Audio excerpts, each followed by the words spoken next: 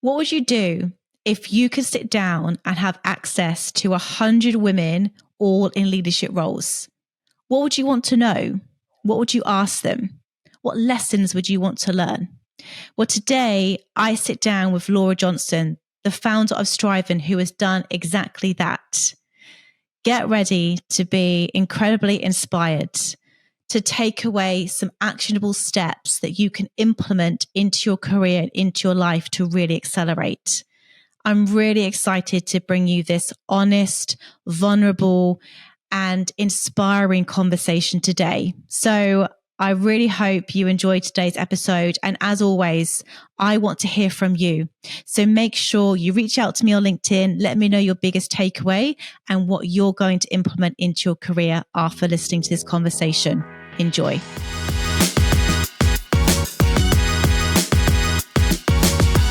Laura, welcome to the Career Confidence Podcast. It is an honor to have you here today. I've loved your work. I think it's really important work, and I know we're going to have a really good conversation today. You have your book out, Women in Leadership, 100 Stories that I think we can all learn from. So before we dive into female leadership, or what women can do to advance and get ahead, can we talk a little about yourself, your own career journey, and I guess also what got you so passionate about women empowerment, about women leadership? So Laura, over to you. Yeah, I was thinking about this question earlier, and it's a difficult one, but if I go back, so I accidentally did management and marketing at uni. And if I think about my first few career moves, they were all accidental as well. But I think there's some probably big lessons in that you reflect on later. But I was going to do ancient history at uni because that's what I loved. But I didn't do particularly well in my A-levels. So I ended up going through clearing in the UK. So for anyone that's not from the UK, clearing's all the places left that no one wanted. And I picked my university and course based on a decision on a Friday, and I went to university on the Monday. So my parents obviously loved that decision, where I was like, guys, we're going to have to pack, we're off. And loved it. Ended up loving that course. I did love business studies at A-level. So I think it probably made a lot of sense. And then I was really lucky. So graduated in 2009, which again, anyone from the UK knows that was a terrible time to graduate because we were in recession. So there weren't many graduate jobs around, but I landed a 3-month role as a marketing kind of admin role in Jersey. So I thought, I'll go and spend my summer doing that. Why not? And then work out what happens after that. But that 3-month gig turned into about 3.5 years, I think, in the end. It was for a tech business, B2B, which I've kind of stuck with accidentally again. But my manager's manager left, and then my manager left. So I ended up in charge of the marketing department at 21. I kind of just rolled with it. I had a really, really great leadership team. And actually the managing director of that business ended up moving to Jersey Post, and I ended up moving with him. And Jersey Post will forever be one of my favorite roles. We had an incredible CEO there who was going through a huge change and transformation program at the time, which early in my 20s obviously didn't appreciate. But I look back now and think about all the things he did and how he made everyone feel included. And it really was incredible. And no matter what your role was, you had to deliver post for a week a year. And that was my favorite week because we basically got to go make friends with all the dogs and take dog treats out and go and meet people.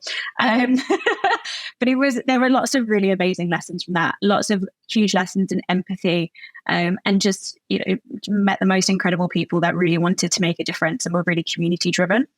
But then obviously mid-20s, I was like, if I want a big career, I'm going to have to move to London. Like Jersey's not going to cut it. Moved to London and hated living in London, to be honest. So I lasted about 18 months, I think. Love London for a weekend, but going from living on the beach to the Northern Line every day, just like it did not cut it. I think I was very spoiled in my younger career, that I had a good life. Well, I wouldn't say work-life balance, but I think when I wasn't working, I could be at the beach. And the Northern Line slowly killed my soul. So I decided to take a year to go traveling.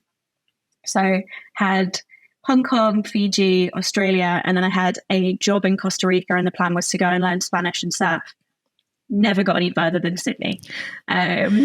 So got here, loved it, changed my LinkedIn profile, and got a call about a job. Had an interview on the Tuesday, started on the Thursday. I'm still here nearly 9 years later. And that's why I look at it sometimes. And so much of that was purely accidental and just because I said yes and I'd work it out later. But I don't think when I was in my 20s, I thought that through. But I think I look back at it now and I'm glad I took those risks and I didn't overthink it. But I think within all of those roles, they were all marketing. Most of them were B2B. And that's why I ended up here. But I ended up working for a startup and then just fell in love with startup life. And I guess moving to Striving, I think a lot of what came out of startup life was I took a role here. I was employee number 10. And then very quickly, the business was 100 people. And it went from me and marketing to a team of 15. And honestly, I didn't have many answers on that journey, right? It was really just like everyone's mucking in and I'm working it out. But I had this kind of group of other B2B marketers. So I made anybody else that worked in HR tech and marketing be friends with me. And then I made them be friends with each other. And we had a Slack group where we all kind of started sharing learnings. And it was really that realization of how much easier it was when you had people to talk to about what you were going through. And the fact that most of us were struggling with really similar things and how we could help each other out. At the same time as that, I got accepted onto something called the Marketing Academy. Which take 30 people a year on a scholarship. And they basically throw in a group of 30 other marketers. And it's just a leadership course. So they really do you do a week's boot camp with something called the Living Leader, where you kind of dive really into history. And it's a bit like therapy in a group setting. And then you get coaches and mentors. And I think between those two things of me finding some community and getting incredible mentors and coaches, I really watched how much easier life became, how much happier I was, but how much more I could take on. And my career really kind of flourished from there. After about 5 years at that startup, I took another role at another startup as general manager and CMO. So they were opening up in Australia. Hired 8 people very quickly, and then found out that the funding and product really wasn't what I'd got told it was. So I restructured the business, made 2 of us redundant. And that was about 2 weeks before the word COVID got mentioned.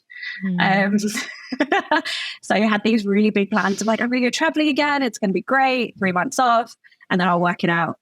And then very quickly the world shut down. I remember like staring at my good friend and housemate at the time, just being like, what do I do? I'm used to working 12-hour days and now I'm just going to stare at you all day long. So I threw myself at anybody that needed help. So anybody that had like an events business or business that had been impacted, I was like, just tell me what you need and I'll do it. And that led me to the Antler program. And the end, somebody said, oh, why don't you do this? And I thought, yeah, 10 weeks hanging out with really smart people. How often do you get that chance in your career? So went in with the idea of how do we create a better ecosystem around startups? So again, lessons from mine in terms of like, how do we build community? How do we make sure we're not making the same mistakes? How do we each like help each other level up? And after 10 weeks of kind of pulling that apart and trying different things and talking to much smarter people than me, ended up with a very basic idea of what Striving would be. So I always say Striving was a COVID accident because I don't know if I'd ever been brave enough to have taken a leap of faith to start your own business. I think it takes a lot to do it. And I think if it wasn't for COVID and making those decisions, I probably wouldn't be where I am now. So that was kind of 3 and a bit years ago. And up until recently, I've been doing Striving part-time and then some fractional CMO work to pay the bills because unfortunately startup life is way more expensive than I ever realized. Despite what everyone told me, I was like, I'll be fine. I've got this. I don't. Like, I spent a fortune. But it's been worth it. That's quite the story. And I was sat there and I was smiling and I want to come on to Striving now because I love what you're doing over there and I want to find out more about it. But there's a few sort of key takeaways when I was listening then. One, you said yes. And obviously from the UK myself as well. So I think when you were speaking about the Northern Line in London, I was smiling to myself because I was like, yeah. I totally get that. I never actually worked in London, but I spent enough time in London to know that that's not where I wanted to live. I didn't want to get sucked into that hustle and grind culture and literally live payslip to payslip just to try and climb the corporate ladder. I was like, that's just not the life I want. Went traveling a bit like yourself, again, said yes, and came to Australia, and I guess the rest is history. This country, the people, the opportunities here are far greater, in my opinion, and from my own experiences, than what I would have got offered in the UK. And I am very, very grateful for Australia, the people in Australia. I feel like it's such a fantastic country. Another piece that you talked about is about the coaching and the mentoring piece. I think that, like yourself, had I not invested in my own personal growth, surrounded myself with the right people who are a lot smarter than me as well, right? Because I don't know everything. I'm still learning so much from smarter people. Absolutely key. And you also mentioned about the importance of those good leaders that you've learned from over the course of your career that probably really shaped you, when you really look back and go, wow, I learned a lot from that person. So many sort of career sort of like highlights there that have really shaped who you are today. But I'd love to really go into Striver now. And again, so many amazing things came out of COVID, and I always like to focus on the positives, right? And a lot of people that I know started businesses during COVID and had side hustles and have really actually checked in with themselves to think, what's actually important to me? What do I want? What kind of life do I want to create? So Striver obviously came out of that, which is really positive. But what is the business, and what are your sort of hopes and dreams with it? What do you want to achieve with it? Yeah, so I'll start there maybe. So we always started with the mission that we wanted to empower people to manage their own careers. So I think a lot of us sit in businesses and we're kind of almost waiting for answers, and not in a bad way. I think that's probably just what we got taught at school, right? But if we're not lucky enough to have great managers and great leaders, or a great HR department that actually cares about our career growth, I think a lot of us can be really stagnant. And to your point, I've had a lot of incredible leaders. I've had some truly terrible leaders as well. And I think I've probably learned more from those than the good ones in some respects, because you really work out what you don't want and who you don't want to be. But I think it was really around, how do we enable people to manage it? And I think some of that comes down to COVID as well, where a lot of us were kind of left to our own devices a little bit more. We suddenly had all this time, but also the increasing gig workers as well. Like, there's lots of more people that are deciding to forge their own paths. So how do you help those people?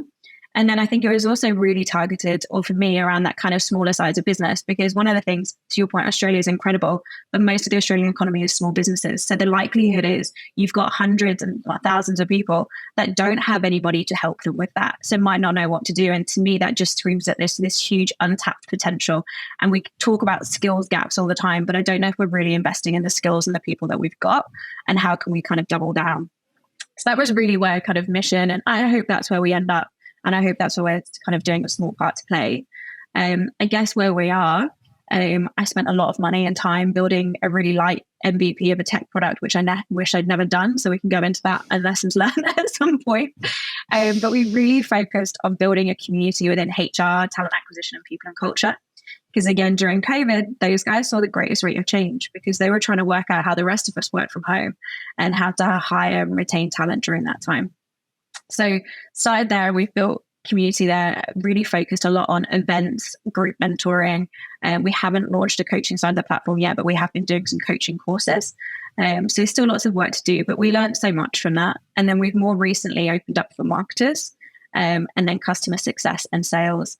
The hypothesis for all of that was we'd probably go sort of like emerging leaders level. So maybe people that are 5-8 years into their career, that are either looking to step up, or they've just taken that first leadership role and gone like, oh, this is not what I thought it was going to be. And we could help with that. It's actually skewed a lot older than that. And I don't know whether that's ended up being my network and then that's the initial people, or whether, again, because of COVID, so many of us came out questioning our leadership and purpose and life. And we asked ourselves these big life questions that we probably weren't pre that. But it's been a really great journey. There's loads still to do. We're still really light on tech. And I think for the next 12 months, we've kind of made the decision that we're going to spend a lot more time building community and do event-driven work than tech. And then we're going to go back to that, because I think people are still really craving connection and really craving kind of that peer-to-peer network more than they are, they want one answer in tech. So that's the plan for the next kind of 12 months or so. Amazing. It's, I think you'll know this, but I also co-founded Sisterhood Club, which is basically a women in tech initiative, because I recruited in technology for over 10 years now, and I saw massive gaps in tech where there's a lot more. It's very male heavy, and there's not enough females coming through. Tech is the future, so I created a Sisterhood Club to sort of, again, like you said, people are craving community and connection, and a safe network where they can come to feel seen, be valued and heard as well, and learn from other women, which is why I absolutely love your book that you've put together. So absolutely congrats on that. That I can imagine that must have taken you a lot of work. So can we talk about that? Because where I think you and I have probably identified the gap as well is that women in leadership piece. Right? I think there's a lot of and people in general that want to take the next step in their careers, want to step up into a leadership role, or maybe they're in a leadership role and they're really struggling because they don't have the support in the business right now, which is why coaching and mentoring is so important.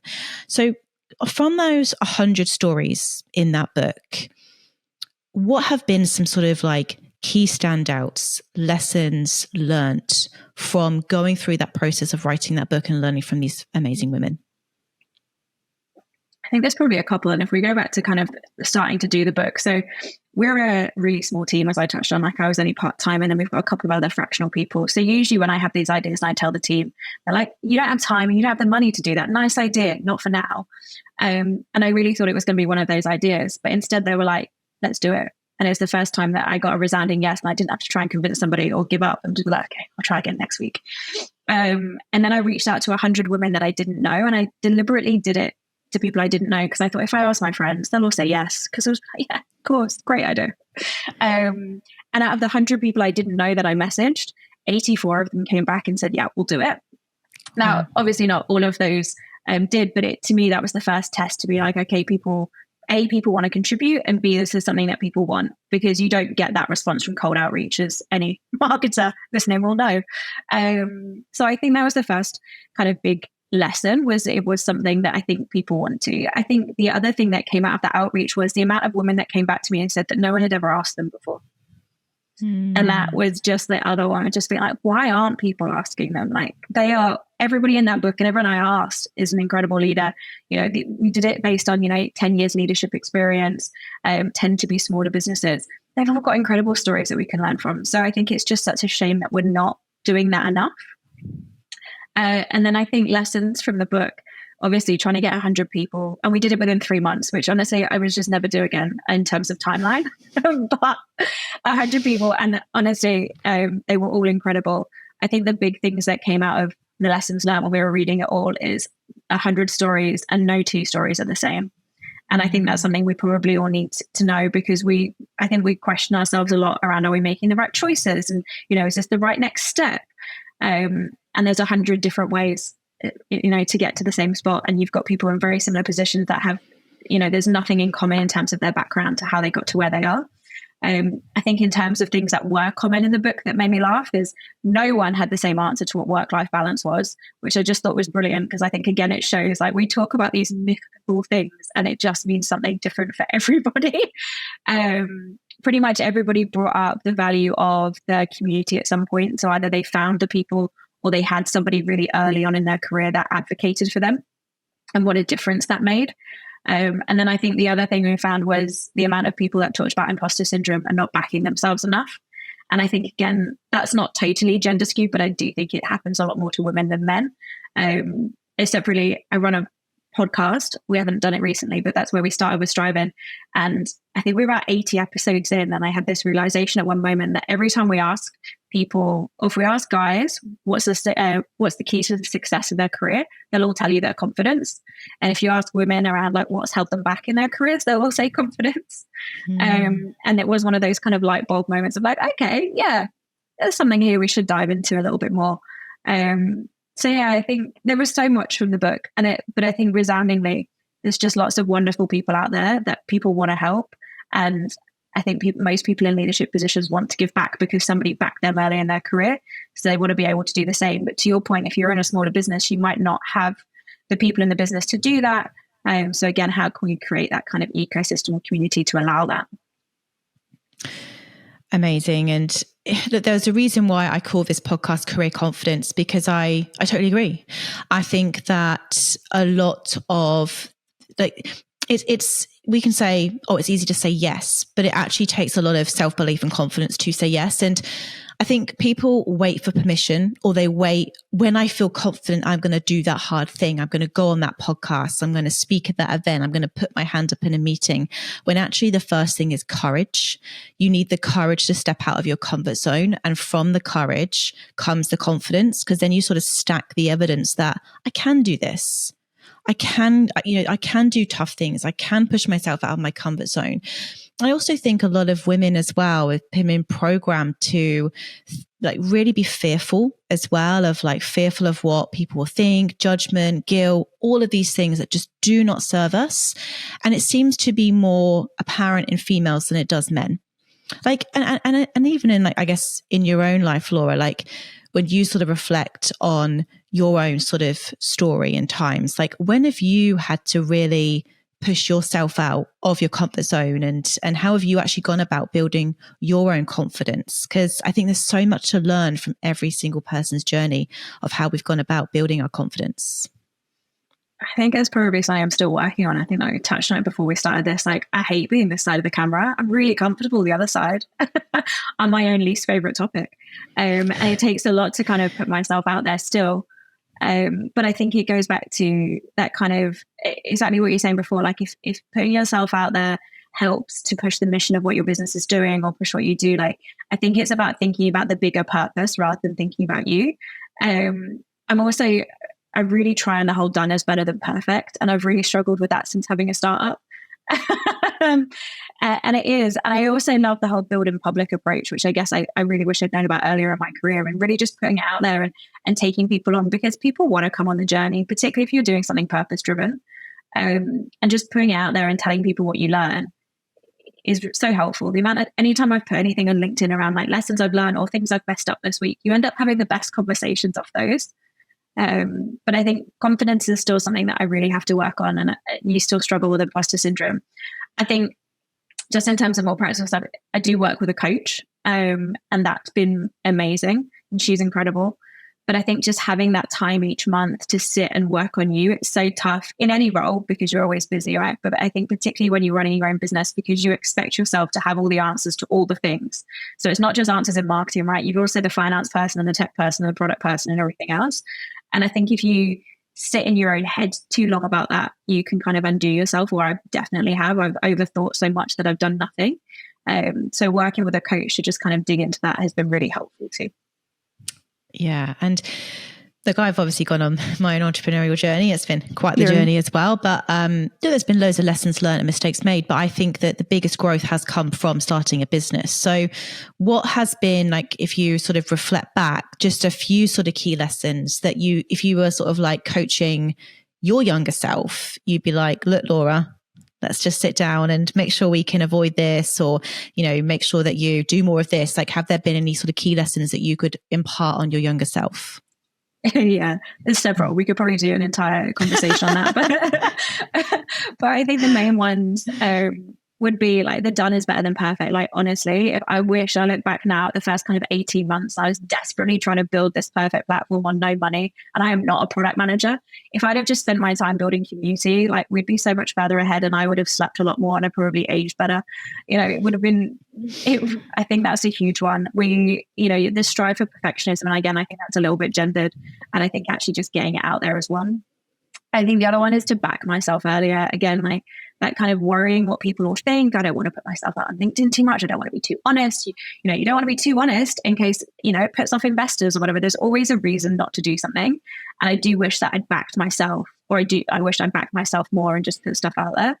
And that's something I think I'll probably still be working on for a while, but I wish I'd worked out a bit earlier, because I could have saved myself some time and money there too.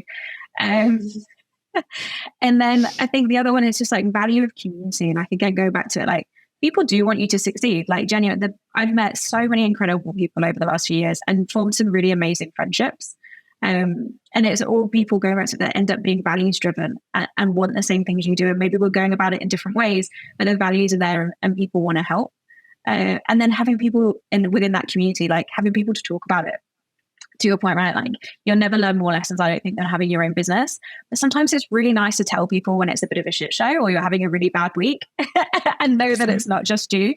But also to celebrate the little wins, because sometimes you don't celebrate the little wins because you're too busy focused on everything else. The other one as well, I think, and my coach will hate me for saying this, so we might not send her this. I've always said that I'm not the smartest, but I'll work the hardest. And I have to reframe that. But I think there's something in that. Like, I will keep working. And, you have to know when to take time out. And that is something I still struggle with, because again, as a business owner, your to-do list never gets any smaller. But I actually, I was the same with marketing. My to-do list never got any smaller either. But the best thing you can do most of the time is actually walk away and take some time out. I think younger me would have benefited from that too. I'm smiling because this has been a really big lesson for me as well. And it's really funny because I think, again, going back to female entrepreneurs, I think, like, looking back on my younger years, I had something to prove to myself, but I think also to others as well. For the school bullies that said that I wasn't going to do anything, to my parents, to my family, like to friends, like it came from a place of insecurity, right? In my younger years. Now, having worked on myself a lot, not seeking external validation, doing it because I'm very purpose-led, mission-driven, as opposed to just trying to fill a hole and validate something inside of me that's, got a void. I can now take time off without the guilt. I can not open my emails when I'm away with my husband, or I can just not check my emails past a certain time because I've got my boundaries in place. But that has been a huge journey for me personally, building this business. And the biggest thing that I've personally worked on is that sort of inner, silencing my inner critic and making sure that everything I do is aligned with my values and is making me feel good, as opposed to what looks good externally. And it's been a huge journey, but it's one that I encourage everyone to go on, because when you are building something or putting yourself out there, you're opening yourself up to all sorts of opinions and criticism. And if you listen to that, you're going to be stopped in your tracks. Whereas if you're coming from a place of, I know who I am and I know that what I want to achieve, and some people are going to like this, some people aren't, and that's okay. And it's just a different perspective and a different approach. But I think every single person that's done tried to achieve anything in life has probably overworked and done things maybe for the wrong reason to begin with. But that's just a whole journey of learning. And I think it comes from wisdom as well. Yeah. But I just love to go back to your book. And I would encourage every single one of my listeners to go and purchase that, because I know there'll be so many incredible things in this book. But you did mention there are some patterns about imposter syndrome. Everyone's journey is different. But was there any particular story? Because there is a lack of women in leadership roles. I just actually hosted a Sisterhood Club event a few weeks back now. And the amount of women in the room that were struggling to take the next step and didn't know how to get to the next step. When you were sort of hearing from all of these senior women, has there been any sort of like tough journeys that they've gone on, or anything they've had to personally overcome to get to where they are today? I think there was one week where, so every day we were kind of getting different submissions in. And I think there was one week where within a week, somebody talked about that they'd lost their husband to cancer, was one day. And the next day was somebody'd lost their brother. And then I think there was someone after that they'd ended up in hospital for months on end. So you had all these like huge personal situations that people had overcome. They talked about that. I think there was that you just don't know what anybody's going through and the things that you've overcome. But every single one that said they went through these awful and these tragedies talked about how much stronger they came out the other side. And that's not to say, I don't want anyone to have to go through that, but I think it was around that. I don't want to use resilience because it's overused, but that kind of, appreciating what you've got, making the most of what you've got. And kind of almost like we were saying before, like that reframe now and again, right? And you don't want to get into toxic positivity, but it's around using what you've got. So I think that was one of the big things that I think, like, one, the lesson of you really don't know what people are going through at home. And two, just, that resilience and overcoming things, and probably goes to your point as well about the work you do on yourself and how that shows up elsewhere. And then I think with it, the other one that I found really interesting was we asked a question around how people have been supported in work. And I can't remember how we phrased it, but it was this really 50-50 split on people that had found men in their career that from the early days had really championed them, and they'd be the ones to prop them up and give them, like, push them to go for promotions, and those that had the direct opposite experience in work. And I think that probably goes back to some of the stuff you were saying around, sometimes what happens is it really is about who you're surrounded by.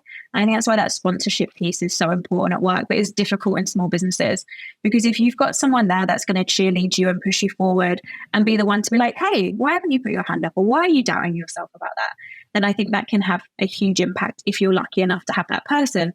But I think to your point, like, how do we create that for those people that maybe aren't lucky enough to have that in their roles? And how can we give them the cheerleaders to help them push themselves forward? And I think that's one of the things that we want to try and work out, kind of where we can help and where we fit in that bigger piece, so more people are happy to put their hand up.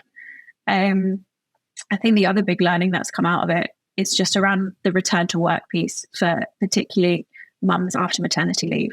I don't have kids, so I've never experienced it, but I think talking to some people about their experiences, and I've got 2 friends recently that have been made redundant whilst on maternity leave, I just think it's so hard. And there's so much more that we could be doing for women within business to make that return feel possible, but also that when you return, it doesn't have to feel like you're treading water, and that you still have options and you can still put your hand up and you can still be in leadership.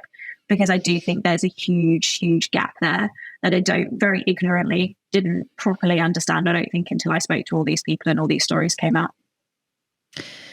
Yeah, that's really interesting. I've got a few stories, but I know Pam won't mind me sharing this, but she came back from, Pam's my business partner as well, and she came back from maternity leave. And this is actually part of the reason why we started our own business. And she came back, her role completely changed. She'd built up her desk in recruitment where she had she was looking after like business analysts and project managers. Our boss said, no, someone else is doing that now. So she literally had to come back 5 days a week. There was no flex. And on top of that, her whole role had changed. So she literally had to start from scratch. From the moment she stepped back in the office, there was no support. And I remember on her first day back, I looked at her and I said, you and I are going to go for lunch. We're going to head out for lunch. And because again, it was like, who's checking in? I knew that she'd stepped away from her baby because the baby was 9 months and it had gone to daycare because she had to go back to work for funds and everything else. And I just thought, God, this is such a tough time. Like, and it was a small business. So I've got to sort of mention that, but where is the support, for women, and like you, Laura, I don't have children, right? But I'm thinking about it, and I don't know if it will be in my future or not. I haven't quite made up my mind, but I think that I've got family all in the UK. So I know if I was to have a child, I would have to rely on daycare centres, obviously my husband and things, and he's from the UK as well. And there's this big decision around, well, what does our life look like? But I also have the flex if I run my own business. Cut to somebody that's working in a corporation or for a small business. Like, these are decisions women are having to make because they still want their careers and they want to raise a family. And there doesn't seem to be the correct support network in place right now. What are your sort of friends sort of saying about this? Because I'm just hearing like a lot of women are actually having to go part-time or even dangerously drop out of the workforce, which is going to set us back decades if this keeps happening, to support their family because they can't afford to put 2 kids in daycare, or their work has got no flex, or they're now having to go back into the office 3-4 days a week. I know we're not going to come up with all the solutions right now, but what are you sort of seeing in the marketplace as well? Yeah, look, I wish I had the solutions for that. I think the conversations I've had, I think the big takeaways have been around who's your supporter within the business? So I guess a bit like you work for Pam, who's that person that while you're on maternity leave knows that they've got your back? So if there's going to be these big decisions in the office, like who's fighting your corner, even though you're not there? And I think, that's not an easy one, but I think there's something in there just knowing that you've got a supporter and advocate, and maybe that's where sponsorship comes back in as well. And then I think the other one comes back to flexibility, and flexibility is such a tough one because again, it means something so different to every business. But surely, I think again, I heard lots of the similar stories, particularly from sales or recruitment backgrounds where it's a quota and people don't think it can be part-time. And we could probably record a whole episode on how wrong that is as well. But it's that, how are you setting people up for success? So what does return to work look like? Because it can't suddenly be 5 days full quota. That's not setting up anyone for success. So, what can we do as a business to support that? And yeah, I get it. Small businesses, it's harder, but it's not nothing. We can all do something. And maybe it's slightly more empathetic leadership. I really, I think it's going to be one of those things where there isn't a answer. But I think in terms of how can we support each other, I think it's probably telling those stories again. So you don't think you're the only person going through that, and you're not the only person going, how on earth do I keep 2 children alive, work full time, have a great relationship, and tick all the other boxes we think we're supposed to be ticking in life? And then the other is as leaders, whether that's as, team leader or leader of a business, what are we doing to set people up for success in whatever role and whatever capacity that is? What can we do? I don't believe any role has to be full time. I just don't. I think it's all so dependent on people. So I think it's a lot more about, that not flex. How do we get creative about roles in ways that we haven't been before? I've read quite a lot on job shares, and again, had equal kind of stories of job shares that work and job shares that don't. But I feel like there has to be a little bit more creativity around some of this stuff and how we can enable people to return to work. Because I think you're right, lots of people end up opting out, or they end up not putting their hand up for leadership. And therefore, this isn't going to get any better, and we're not going to fix anything. Yeah, absolutely. And I think it's a really vulnerable time for women. That's sort of what I've heard as well. And they sort of maybe have lost their sense of identity. They're coming back into the workforce, and it's tough. And I think from a business point of view, the one thing that you can give your employees is trust. Just trust that the work's going to get done. Get out of their way and let them do their job. And if something does happen, or a ball does get dropped or something, then sure, have a conversation. But until such time, get out of people's way, let them do their jobs, let them work the hours that they can do, right? And if that means they need between 3 and 5 kind of out because they've gone to pick their kids up, or they're doing dinner or something, but then they log back on for an hour, let people just run their days. I think this is the key. It's we're all adults. And I think if more flexibility was given and more trust was given within businesses, you'd have a happier workforce, a more productive workforce. And you'd also be really supporting women to actually have a thriving home life and a thriving work life. And I do believe you can have both, but the businesses have got to make sure that they are setting the females up for success as well, and have those policies and procedures in place, and make sure everyone in the business, especially the leadership team, is aware that this is something that's important. Because I love it when I'm recruiting for businesses that say, we want to hire more women. And I'm like, cool, well, talk to me about your culture and blah, blah, blah. Oh, it's 4 days in office. I'm like, oh, right. Okay, excellent. What does those hours look like? Oh, 9 to 5. And I was like, right, is there any flex? No. And I'm like, well, good luck hiring females then, or appealing to a certain type of woman that's got a family. It's just not going to happen. And we have choice now, right? So it's the companies that are providing these flexibilities, these hybrid ways of working, that are getting more diversity. So I think as a business owner, you need to look, or, leaders in the business, what are we doing to support women?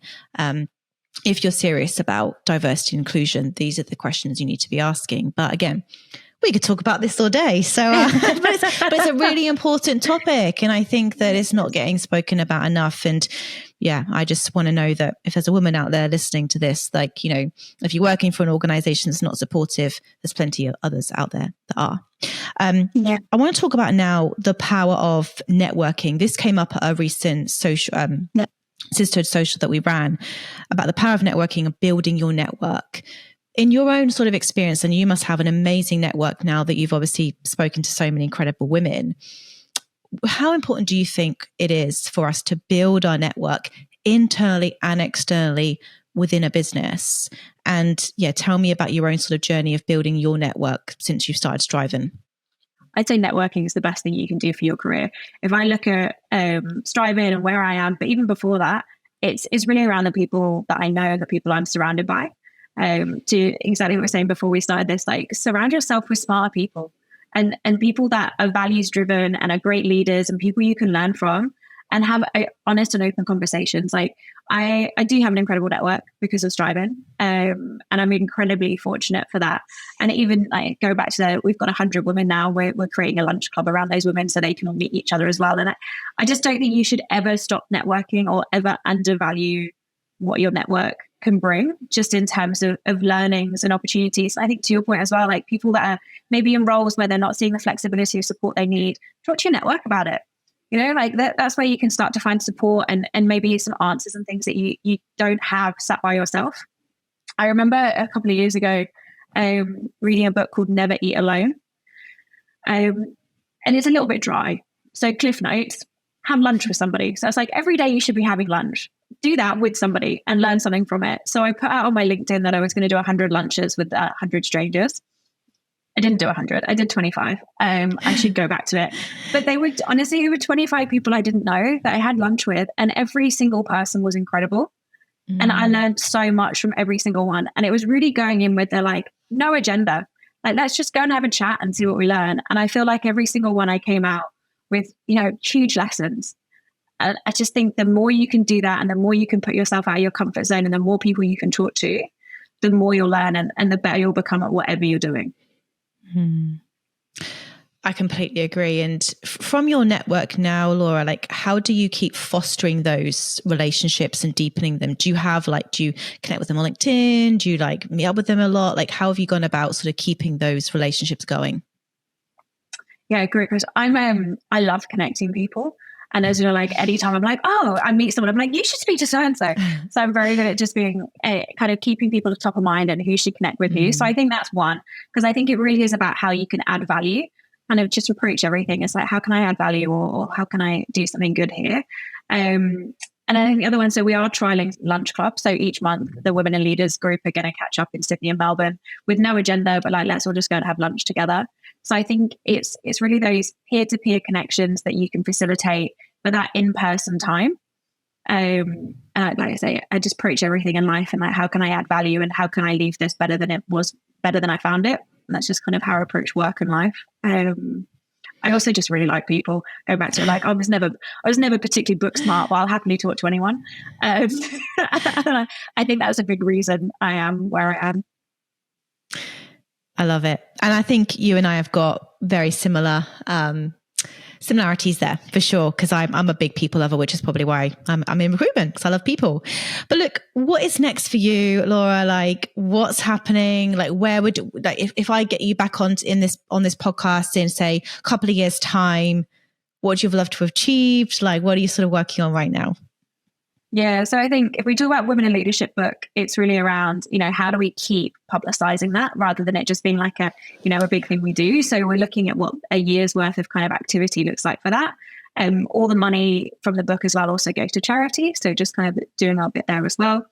I think everyone's already talking about what does next year's book look like. There might be a TBC on that one. I'd love to think that it's something we could do regularly, but it did take a solid 3 months. So we might have to come back to that. And then I think from a striving perspective, is like I say, we're really just focused on building community this year. And that'll be within HR, TA, P&C, marketing, customer success and sales. And really just how do we facilitate more peer-to-peer connection and just bring more people together so they can tell it, they can share stories and they can help each other out. And how can we do that? So if we can still be doing that in 2 years' time and have helped a lot more people, then I'd be pretty happy with that as an outcome.